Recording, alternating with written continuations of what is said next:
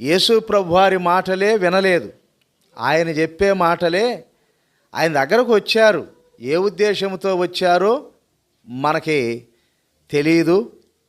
కానీ అక్కడ కొన్ని ఇండైరెక్ట్గా వ్రాయబడినాయి. వాళ్ళు స్వస్థతల కోసమని, రొట్టెల కోసమని, మరికొంతమంది వాక్యమును వినాలని, మరికొంతమంది యేసు ప్రభువారి మీద తప్పులు మోపాలని పలు విధాల ప్రజలు ఆయన దగ్గరకు వచ్చి కూర్చున్నారు.